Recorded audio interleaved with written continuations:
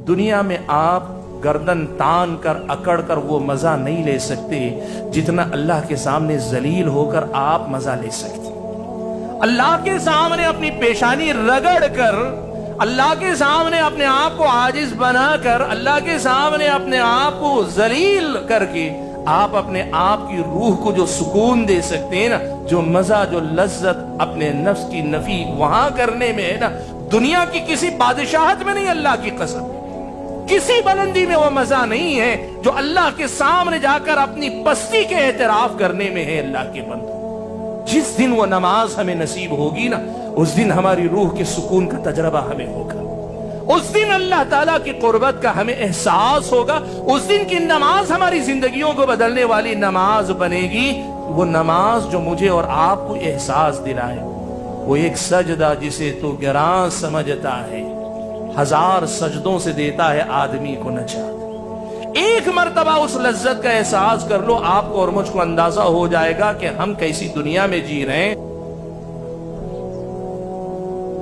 कि भाइयों, इस नमाज में दिल लगने के लिए और इसके सुकून का तजर्बा करने के लिए हम और आपको तीन चीजों पर एक साथ मेहनत करनी होगी, एक के बाद एक के बाद एक के बाद। सबसे पहले इस नमाज में हम मुख्तलिफ अल्फाज अदा करते हैं, तकबीरात, मुख्तलिफ तकबीरात। हम अल्लाहु अकबर इकामत से शुरू कीजिए, तकबीर तहरीमा से नमाज की शुरुआत होती है, सलाम फेरने तक जो कलिमात हम कहते हैं।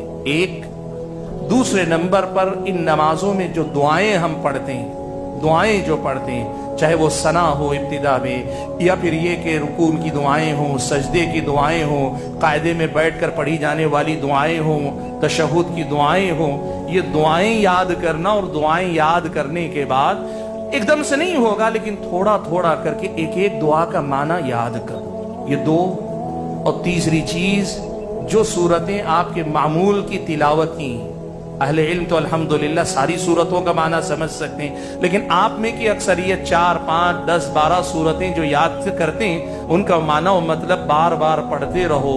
जब इनका माना और मतलब पढ़ोगे ना, और पढ़ने के बाद अब जब नमाज में खड़े हो रहे हो और खड़े होते हुए कहते हो अल्लाहु अकबर, उसके माने को अगर हमने महसूस किया ना, तो यकीन मानिए कि हमारा रुआ रुआ कांप जाएगा कि हम वाकई माने में अल्लाहु अकबर की गवाही दे। वहां हमारा गुरूर टूट जाएगा। अल्लाहु अकबर जब हम पूरे एहसास और शुऊर के साथ कहेंगे ना, हम पिघल जाएंगे वहीं के वहीं, हमारा अपना वजूद मिट जाएगा।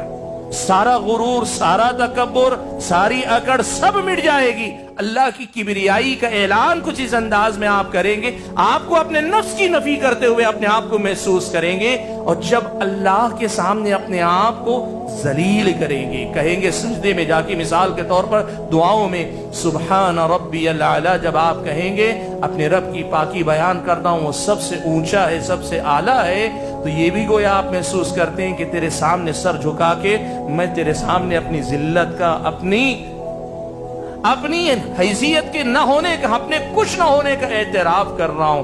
भाइयों, एक चीज आपको पता है, दुनिया में आप गर्दन तान कर अकड़ कर वो मजा नहीं ले सकते जितना अल्लाह के सामने जलील होकर आप मजा ले सकते। अल्लाह के सामने अपनी पेशानी रगड़ कर, अल्लाह के सामने अपने आप को आजिज बनाकर, अल्लाह के सामने अपने आप को जलील करके आप अपने आप की रूह को जो सुकून दे सकते हैं ना, जो मजा, जो लज्जत अपने नफ्स की नफी वहां करने में है ना, दुनिया की किसी बादशाहत में नहीं। अल्लाह की कसम, किसी बुलंदी में वो मजा नहीं है जो अल्लाह के सामने जाकर अपनी पस्ती के एतराफ करने में है। अल्लाह के बंदो, जिस दिन वो नमाज हमें नसीब होगी ना, उस दिन हमारी रूह के सुकून का तजर्बा हमें होगा। उस दिन अल्लाह ताला की कुर्बत का हमें एहसास होगा। उस दिन की नमाज हमारी जिंदगियों को बदलने वाली नमाज बनेगी। वो नमाज जो मुझे और आपको एहसास दिलाए, वो एक सजदा जिसे तो गिरां समझता है, हजार सजदों से देता है आदमी को नजात। एक मर्तबा उस लज्जत का एहसास कर लो, आपको और मुझको अंदाजा हो जाएगा कि हम कैसी दुनिया में जी रहे हैं। और फिर आपको समझ में आएगा, नबी अलैहिस्सलातु वस्सलाम के बारे में हदीस में जो बात आई कि इदा हज़बहु अम्रुन सल्ला, अल्लाह के नबी को जब कभी किसी मसले की परेशानी होती, फौरन नमाज में खड़े हो जाते। क्यों खड़े होते थे? नमाज में क्यों खड़े हो जाते थे? اس لیے کہ جو یہاں سکون ملتا ہے نا، یہ سکون، یہ اطمینان دنیا کے سارے غم بھلا دیتا ہے، دنیا کی ساری تکلیفوں کو بھلا دیتا ہے، اگر واقعی معنوں میں ہم اس کا تجربہ کرنے لگ جائیں۔ پیارے نبی صلی اللہ علیہ وسلم، سنن کی روایت، ابو داؤد کی روایت میں حضرت بلال کے بارے میں کہ اللہ کے نبی صلی اللہ علیہ وسلم کہتے تھے کہ اقم الصلاۃ یا بلال ارحنا بہا، اے بلال نماز کے لیے اذان کہو یا اقامت کہو اور اس کے ذریعے مجھے راحت پہنچاؤ۔ نماز راحت ہے، سکون ہے اللہ کے بندے۔ ساری زندگی ہم نماز پڑھتے ہیں لیکن اسی احساس کے ساتھ کہ ایک بوجھ ہے جسے ہم اتار رہے ہیں۔ ساری زندگی کی نمازیں ہم بوجھل ہو کر پڑھتے ہیں، اسی لیے نماز ہو کر بھی میری اور آپ کی زندگی میں نہ تبدیلی لا پاتی ہے، نہ اس سکون کا تجربہ ہم اور آپ کر پاتے ہیں۔